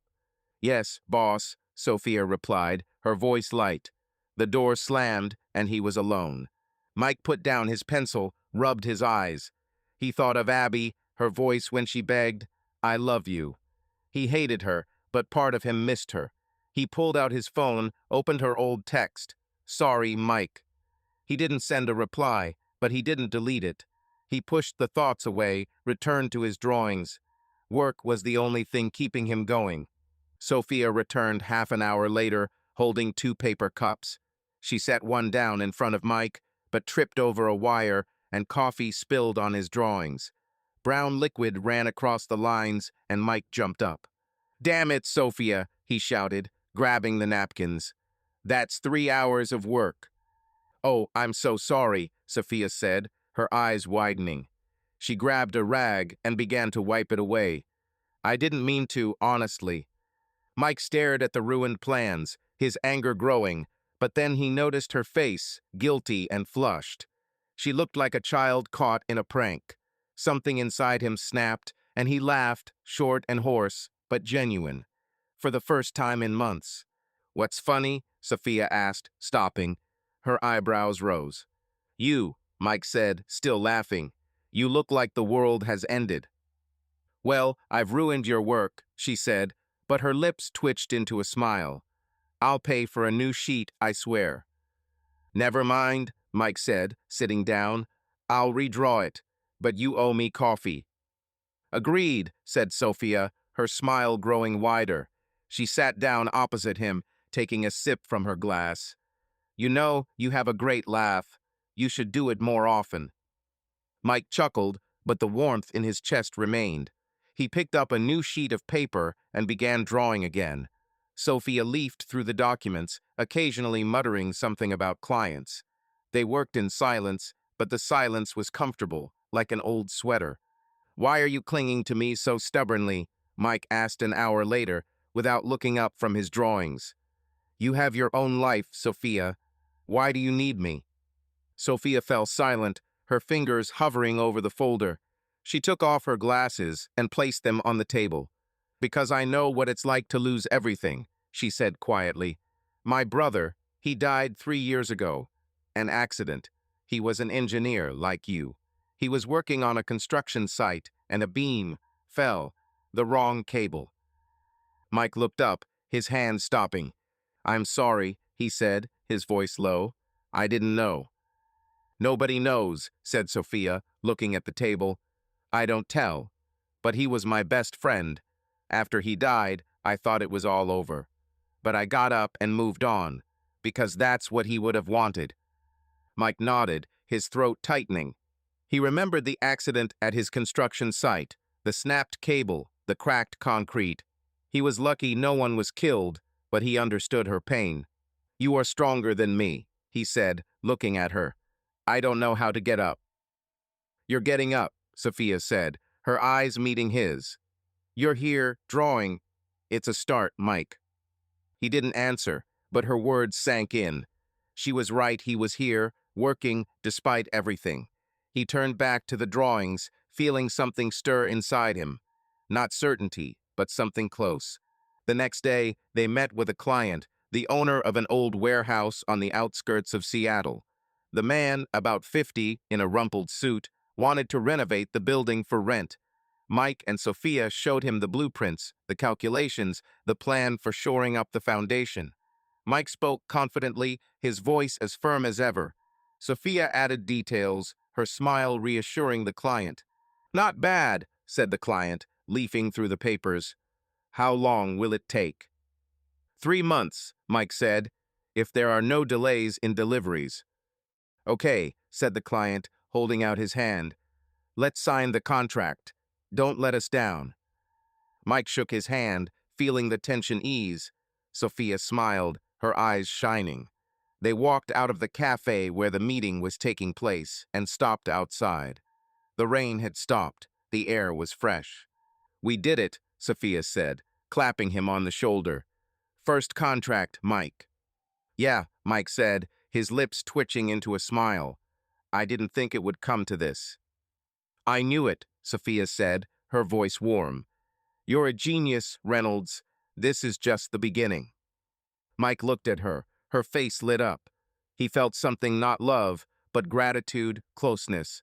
Sophia was his salvation, and he didn't know how to thank her. Thank you, he said, his voice quiet, for everything. No thanks, Sophia said with a wink. Just don't spill coffee on my drawings. Mike laughed, for the second time that week. It was weird, but right. They walked toward the office, talking about the warehouse, about plans. Mike was still broken, but for the first time in months he saw light. Not bright, but enough to keep going. That evening, Mike returned to the office alone. Sophia had gone home, and he wanted to finish the drawings. He sat at his desk, drawing, listening to the noise of the city outside the window. His phone was on the table, and he opened the gallery, found a photo of Abby. Her smile, her hair in the wind. He looked, feeling the pain return, but not as sharp. He closed the photo, went back to work. Sophia was right, this was a start, and he did not want to let her down. Abby Thompson lay in a hospital bed, her hair plastered to her sweaty forehead, and her hands shaking with exhaustion. It was night, and Walachee Hospital smelled of hand sanitizer and rubber. Outside, snow was falling, coating the city in a thin layer of white. Abby had just given birth to a daughter, a tiny baby with dark hair and closed eyes. A nurse placed the baby on her chest, and Abby cried, feeling the warmth of the tiny body. This was her daughter, Hermia, and she was the center of her world. She's beautiful, said the nurse, a woman of about 50 with a kind smile. What would you call her? Mia, Abby whispered, her voice hoarse with tears. Mia Thompson. That's a good name, the nurse said, adjusting the blanket. Rest, dear. You're doing well. Abby nodded, her eyes never leaving Mia's. The labor had lasted 10 hours, and she was exhausted, but the pain was gone, replaced by something new. Love, deep and heavy. She thought of Mike, of his dark eyes, of how he would hold her if he were here. But he wasn't. She pushed the image away, focusing on her daughter. Mia was hers, and that was enough. Marge, her mother, was waiting in the hallway. Her cough had gotten worse, but she insisted on being there. When Abby was cleared to leave, Marge came in, her face scrunched up with tears. She sat by the bed, looking at her granddaughter. She looks like you, Marge said, her voice shaking. Same hair. Abby smiled, her fingers touching Mia's cheek. Really, I thought she was on him. Marge looked at her, her eyes narrowed. That singer? Forget him, Abby. She's yours. That's the main thing. Abby nodded, her throat tight. She hadn't talked about Ryan Crow since she'd been rejected by his manager. He'd been a shadow, a mistake, but Mia had been her light. She held her daughter close, feeling her breath. I can handle it, Mom, she said quietly. For her sake. You can do it, Marge said, squeezing her hand. I'm with you. Abby looked at her mother, her heart sinking. Marge was weakening, coughing, shaking hands, tired eyes. But she was here, and that gave her strength. Abby knew it was all for Mia now, and she wouldn't let her down. A week later, Abby returned home. The Marge house was the same. The creaky porch, the old couch, the smell of tea. But now Abby's room had a crib she'd bought at a thrift store. Mia slept in it, wrapped in a blanket Marge had knitted. Abby sat next to her, looking at her daughter. The loneliness weighed on her, especially at night when the house was quiet. She worked at Laura's diner 3 days a week, leaving Mia with Marge, but the money was barely enough. Sewing dresses, curtains brought in a little, but it didn't save her. Are you awake? Marge asked as she entered the room. She was holding a mug of tea, her cough echoing in the silence. I can't, Abby said, not taking her eyes off Mia. I'm afraid she'll wake up and I won't hear. Marge sat on the bed, her hands shaking. You're a good mother, Abby, but you need to rest. I'll look after her. Thank you, Mom, Abby said, her voice shaking. I don't know what I'd do without you. Marge looked at her, her eyes soft. You're stronger than you think, but I'm not eternal, girl. You need to learn to cope on your own. Abby nodded, her eyes filling with tears. She knew Marge was sick, the cough, the shortness of breath, the pills in the kitchen. But it was too scary to talk about. She changed the subject. I'm making a dress for Mrs. Clare, she said. If she likes it, she'll tell the neighbors. Maybe there'll be more orders. Okay, Marge said, her voice weak. You have golden hands. Go on. Abby smiled, but her heart sank. She wanted to be strong, but she missed Mike. She thought of him every day, his voice, his hands, his words. You're not my wife. She wanted to write, but she was afraid. He hated her, and she didn't blame him. A month later, Mia smiled for the first time. Abby was feeding her on the couch in the living room when the baby looked up at her and stretched her lips into a toothless smile. Abby froze, her eyes filling with tears. Mom, look, she cried, her voice trembling with happiness. She's smiling. Marge walked in, her face lighting up. She sat down next to her, looking at her granddaughter. What a girl you have, Abby. A bright child. Abby began to cry, holding Mia to her chest. The tears were happy, but bitter. She was a mother, and that was a miracle, but the loneliness still burned. She wanted Mike to see Mia, to know she had a daughter. But she couldn't. He was in the past, and Mia was her present. I love you, Abby whispered, kissing Mia's forehead. Everything will be okay. Marge looked at her. Her eyes were wet. You're doing everything right, girl. I'm proud of you. Abby nodded, tears dripping onto the blanket. She felt love for Mia, for Marge, but the longing for Mike was like a hole in her chest. She pushed the thoughts away, focusing on her daughter. Mia was her purpose, and she would fight for her. The next day, Marge pulled an old sewing machine out of the closet. It was heavy and peeling, but it worked. Marge placed it on the kitchen table, where it smelled of bread and tea. It's your grandmother's, she said, coughing. I sewed for it when I was young. Now it's yours. Abby looked at the machine, her eyes widening. Mom, this is, thank you, but I'm sewing on yours. Mine's broken, Marge said, her voice weak. This one's better. You can do more with it. Abby hugged her, feeling Marge tremble. I will, Mom. I promise. Marge nodded, her cough deepening. She went into her room, and Abby sat at the machine, testing the treadle. The sound was smooth. The needle moved smoothly. Abby took out some fabric, began sewing a dress for Mrs. Clare. The work calmed her, gave her purpose. She sewed while Mia slept, and Marge coughed next door. I can handle it, Abby said quietly, looking at the typewriter. For both of you.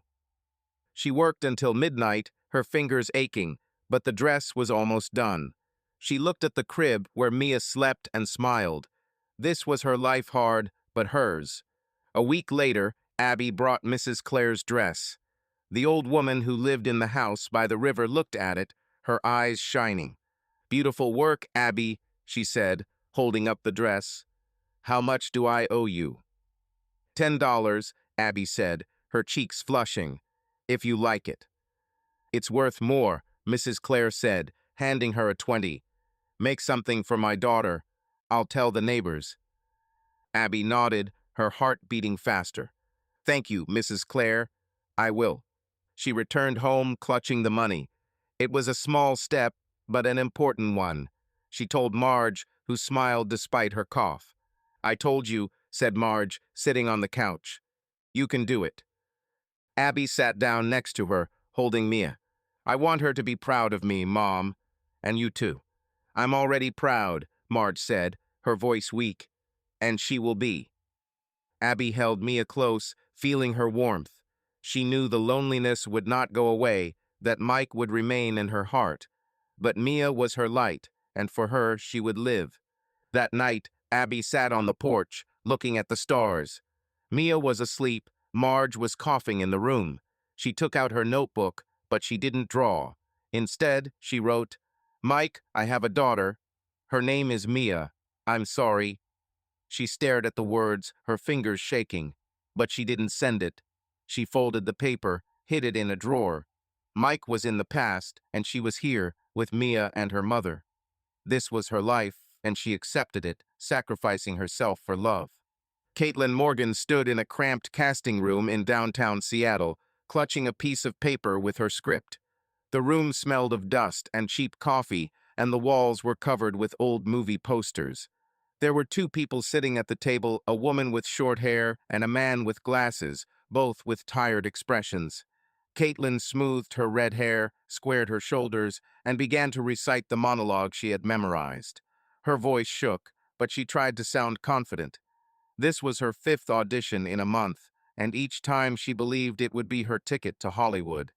Thank you, the woman interrupted after a minute, raising her hand.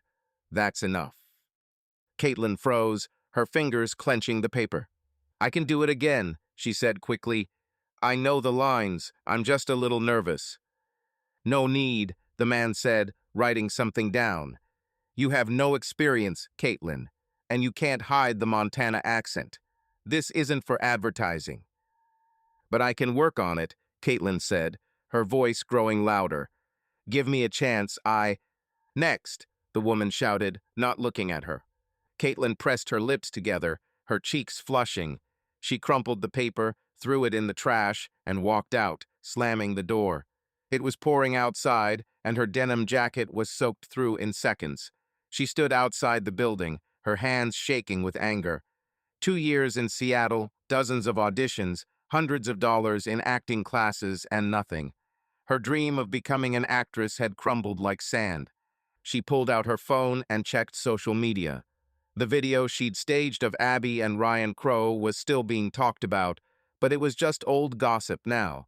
Caitlin had made $10,000 selling the story to the tabloids, but the money had gone fast. Rent, parties, dresses, a camera to film. She'd wanted to be a star, but she was a nobody. Shit, she muttered, putting the phone away.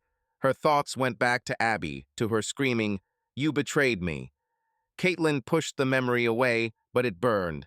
She walked toward the subway, her shoes squelching through the puddles. She had to get to work, to the Luna Club, where she'd been dancing for 6 months. The Luna Club was dark, neon lit and smelling of cigarettes. The music was blaring, the bass pounding in her chest.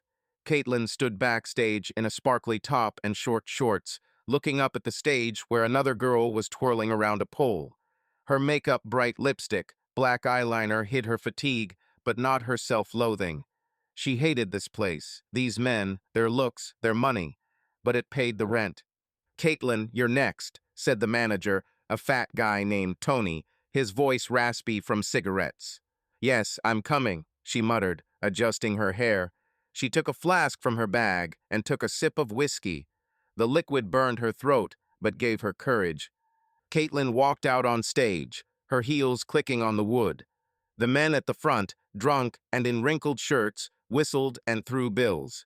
She danced, her body moving to the music, but her mind was elsewhere. She thought of Wallachie, the lake where she and Abby had sat at night. She had dreamed of fame then, and Abby had dreamed of the city. Now Abby was probably back home, and Caitlin was here, selling herself for tips. "Hey, redhead, show me more," shouted a man in the front row, waving a 20. Caitlin gritted her teeth, but smiled, leaning closer. She hated him, but she took the money, tucking it into her belt.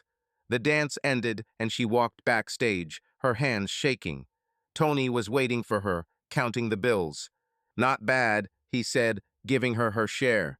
"You're going out again tomorrow." "I know," Caitlin said, taking the money. She changed into jeans and a jacket and went outside. The rain continued, and her hair was stuck to her face. She walked home, feeling a bitterness in her chest. Caitlin's apartment was small, with peeling wallpaper and a musty smell. She'd rented it a year ago, when the money from the scandal had begun to melt away.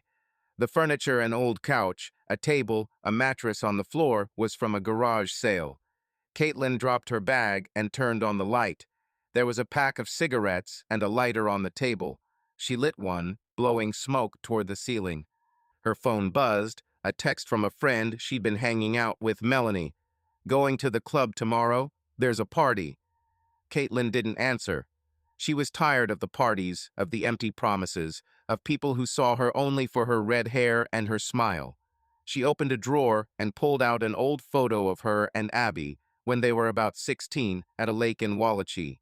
They were laughing, their hair wet from the water. Caitlin stared at the photo, her fingers clenching around the paper. "You betrayed me," she whispered, echoing Abby's words. They cut like a knife. Caitlin wanted to justify herself. She had done it for both of them, for a chance, but the truth was different. She had used Abby, sold her out for money, and lost everything. She stepped out onto the balcony, her cigarette smoldering. Across the street, a poster hung Ryan Crow, performing in a week. His face, tattooed and charismatic, stared back at her. Caitlin gritted her teeth, her eyes filling with tears. He was a star, and she was a nobody. She walked back into the room, picked up the photo, and held a lighter to it. The flame licked the paper, and the faces, hers and Abby's, turned black. She threw the burning photo into the sink, watching it smolder. "I'm sorry," she said quietly, but there was no one to hear. Caitlin sat on the couch, tears streaming down her cheeks. She hated herself for her greed, for her betrayal, for clinging to illusions. She wanted to leave, to start over, but she didn't know how. Seattle had eaten her dreams, and she was left with nothing. The next night, Caitlin stood outside the Luna Club, waiting to go on. Her top was shiny under the neon, but her eyes were empty. She was smoking, exhaling smoke into the cold air. A guy walked by, glancing at her. "How much for the night, beauty?" he said, grinning. "I'm not a woman of easy virtue," Caitlin snapped, her voice sharp. "Get out of here." He laughed as he walked away. Caitlin took a drag, her hands shaking. She knew that to many people, that was what she looked like: cheap, available. It killed her, but she kept going. She needed the money, and her pride was long gone. "Caitlin, on stage," Tony called from the door. "Coming," she muttered, throwing down her cigarette. She walked in, her heels clicking. The music started, and she danced, her body moving automatically.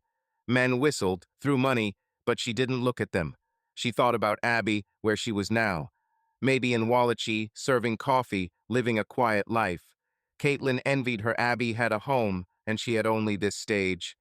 After the dance, she sat backstage, counting tips. Tony came over, his face displeased. "Smile more," he said. "Customers complain you're like a zombie." "I'm trying," Caitlin said, her voice tired. "Give me a break." "A break?" Tony snorted. "Work, or I'll find someone else. There are plenty of redheads." Caitlin nodded, her throat tightening. She went into the locker room, changed, and went outside. The rain had stopped, but the cold was bone-chilling. She walked home, her footsteps echoing in the alley. Bitterness was her companion, and she knew she had chosen it. Mike Reynolds stood in the kitchen of his home outside Seattle, holding a mug of coffee. It was a clear morning, the sun shining through the window, illuminating the white walls and wooden table. The house was new white, with a porch and a small garden where Sophia planted daisies. It had been 5 years since his life had fallen apart. Abby's betrayal, his firing, the bar fight. He was a changed man, now a husband, a father, the owner of Reynolds Construction. But the shadow of the past still lingered, like dust in a corner. Sophia walked in holding Oliver, their 2-year-old son. His green eyes sparkled like his mother's, and his dark hair, like Mike's, stuck out in all directions. She was wearing jeans and a t-shirt, her hair pulled back into a ponytail. Sophia smiled as she set Oliver down on the floor. "Good morning," she said, kissing Mike on the cheek. "You're up early." "I couldn't sleep," Mike said, sipping his coffee. "I was thinking about the project." "The cultural center?" Sophia asked, opening the refrigerator. "Are you worried?" "A little," Mike admitted, looking at her. "It's a big order. If everything goes well, we're on a new level." Sophia took out some milk and poured it into a bottle for Oliver. "Okay, Mike, you're a genius, and I'm with you." Mike smiled, his heart aching with warmth. Sophia had been his rock since the day she'd gotten him out of his cell. They'd started the company from scratch, struggled with debt, slept in the office. They'd gotten married 2 years ago, quietly, at City Hall, with a dozen friends. Oliver had been born a year ago, and Mike had learned what happiness was. But sometimes, in quiet moments, he'd think of Abby, her brown eyes, her voice. It wasn't love, but a pain he couldn't erase. Oliver stomped on the floor, holding on to a chair. Mike put down his mug and sat down next to him.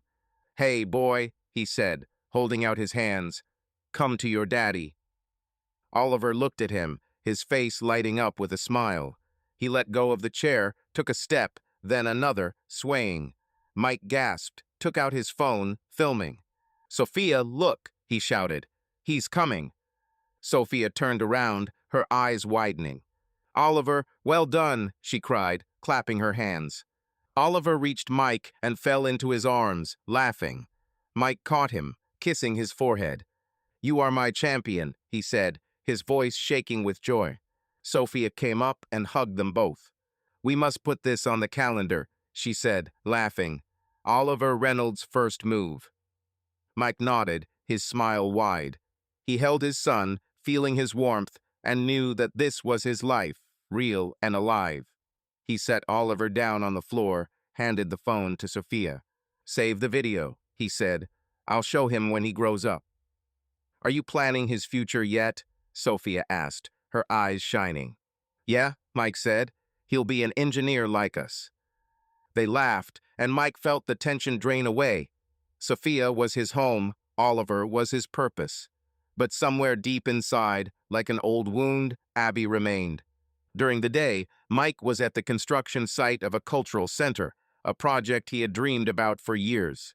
The building was almost finished, glass walls, wooden beams, an open area for concerts. It smelled of paint and sawdust. Workers in orange vests were finishing the finishing touches. Mike walked around with a tablet, checking details. Sophia was in the office, negotiating with suppliers, but promised to arrive by evening. "Mr. Reynolds," said the foreman, a man with a beard, approaching. "Everything is on schedule. Opening in a month."